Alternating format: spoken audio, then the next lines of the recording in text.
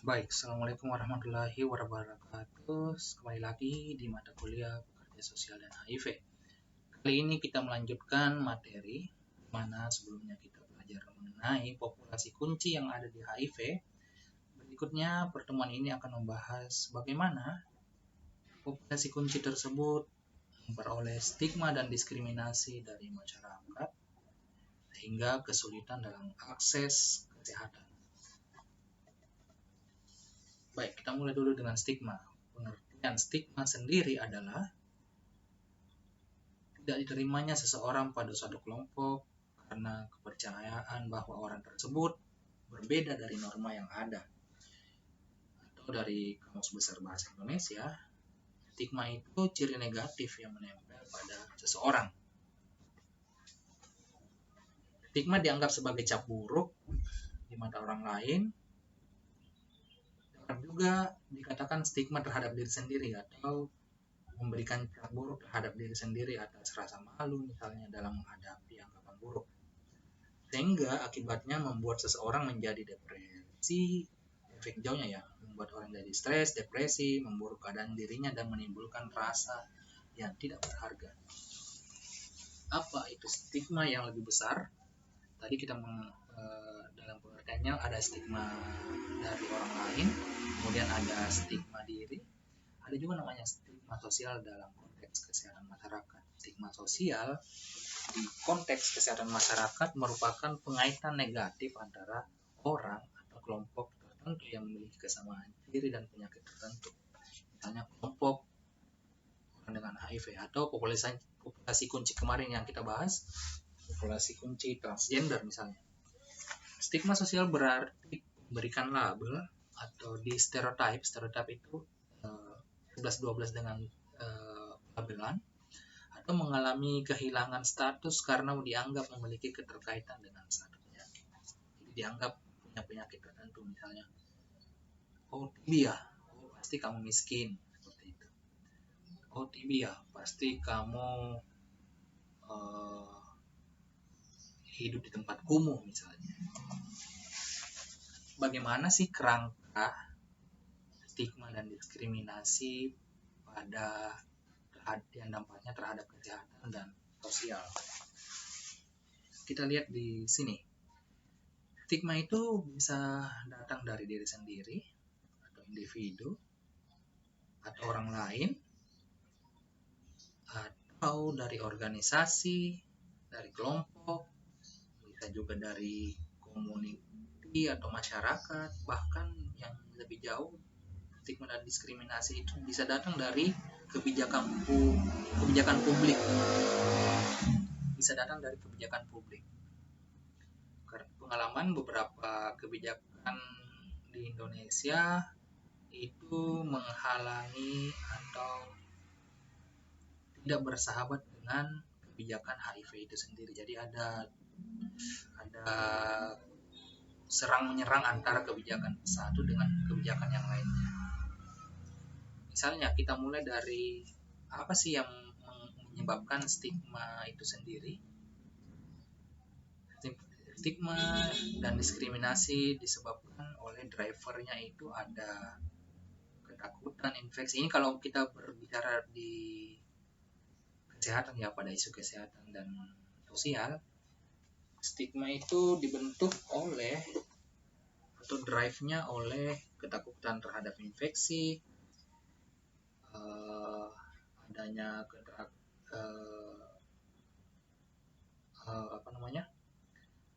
adanya ketidaktahuan informasi, kemudian stereotip atau penilaian seperti itu. Dengan dibantu dengan fasilitas seperti norma-norma masyarakat, norma-norma sosial, gender, kesamaan, bahkan sampai kebijakan. Jadi ada penyebabnya dari dalam drivernya, dari dalam individu, dari dalam organisasi, dari dalam masyarakat yang difasilitasi, yang memiliki fasilitas norma-norma yang tumbuh di masyarakat, atau norma-norma gender dan sosial yang tumbuh di masyarakat. Kemudian bentuknya adalah bentuk-bentuk stigma adalah misalnya stigma secara ras, gender, stigma secara seksual orientasi seksual, pekerjaan mungkin. Yang ini menyebabkan klasifikasi daripada stigma itu sendiri. Sehingga manifestasi dari stigma itu sendiri menyebabkan ada dua praktik stigma. Praktik stigma itu ada stereotip, ada prejudis, ada perilaku mendiskriminasi, kemudian pengalaman stigma, ada pengalaman yang pengalaman mengalami diskriminasi dan stigma, kemudian ada stigma-stigma lainnya. Jadi manifestasi dari bentuk-bentuk yang tadi ada dua, yakni diskriminasi. Stigma itu keluar dua, mendiskriminasi dan mengalami sendiri. Misalnya karena di sini dia stigma terhadap diri sendiri kan, jadi itu mengalami stigma. Kemudian dampaknya adalah secara institusi dan organisasi atau bahkan kebijakan. Kemudian ada dampaknya terhadap populasi atau masyarakat. Secara organisasi, adanya kebijakan-kebijakan yang dikeluarkan oleh organisasi-organisasi pemerintahan, misalnya baik itu kebijakan yang diskriminasi, kemudian pemberitaan media, kemudian ada praktek penegak hukum yang mendiskriminasi misalnya, dan secara dampaknya ke masyarakat adalah dia tidak memiliki akses terhadap kesehatan. Hak untuk akses kesehatan tidak terpenuhi. Kemudian ada juga dampak lainnya, yakni beberapa lembaga mendukung untuk melakukan advokasi.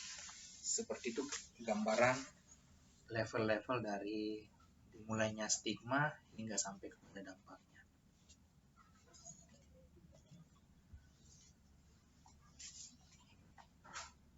Yang pengertian diskriminasi sendiri adalah memisahkan untuk menegaskan perbedaan atas dasar satu nilai. Jadi membedakan, jadi orang membedakan orang lain karena dasar nilai.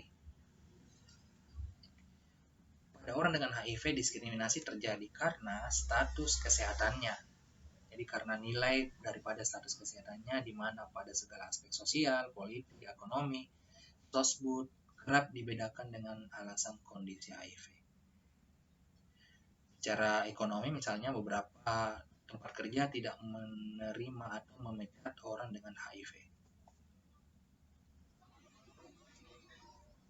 Sudah ada kebijakan-kebijakan yang baik yang mendorong pentingnya tidak mendiskriminasi orang lain dari latar belakang apapun itu, seperti di Undang-Undang 39 tahun 98 tentang HAM. Kemudian ada 3 elemen kunci dari diskriminasi. Yang pertama alasannya yang tadi ya, drive-nya apa, kemudian bentuknya tadi apa, kemudian dampaknya sendiri sudah kita jelaskan di slide ini ya.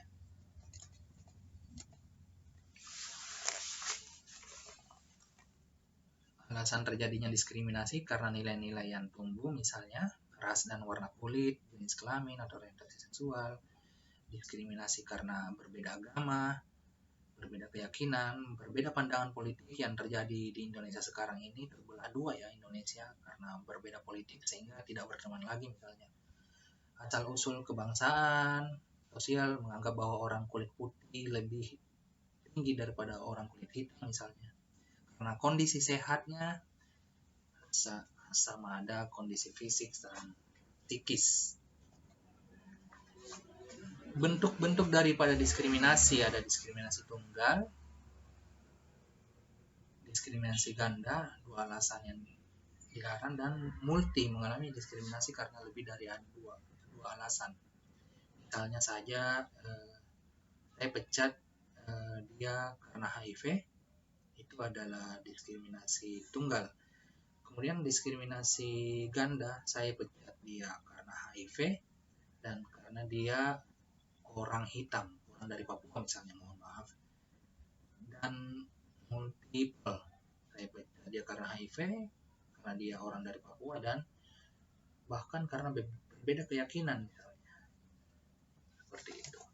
Jadi bukan atas dasar profesional misalnya, tapi atas dasar yang berikut yang seperti ada di layar ini.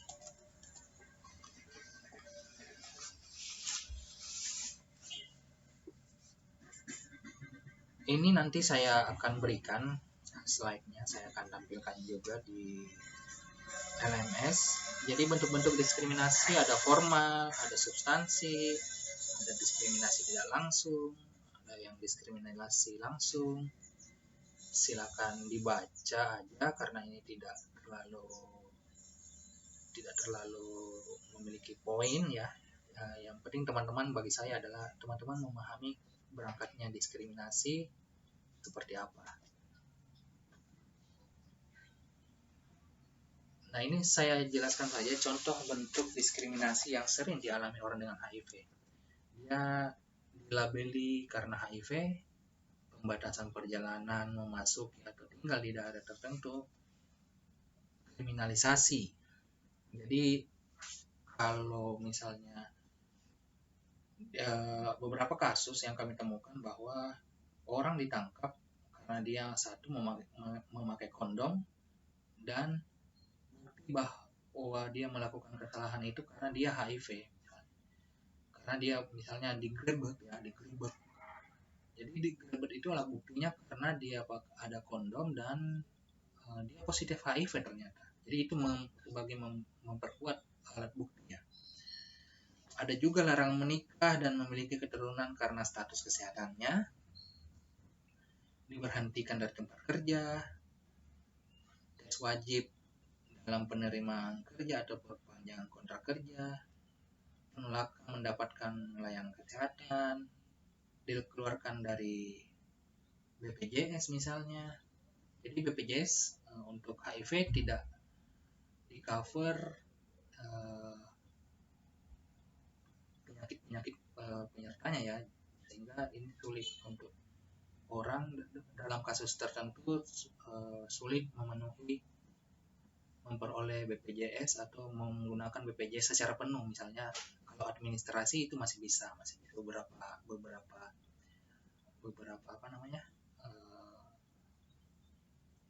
hal-hal yang administrasi masih bisa di cover BPJS, tapi yang lainnya belum tentu. Misalnya obat tidak di cover oleh BPJS. Pembedaan atau penerimaan layanan kesehatan ini juga terjadi. Jadi ada oknum-oknum layanan kesehatan yang juga ternyata masih mendiskriminasi orang dengan HIV. Ada surveinya dari Indonesia Coalition tempat saya kerja, bahwa ternyata di Jakarta Selatan, Makassar itu masih ada diskriminasi terhadap orang dengan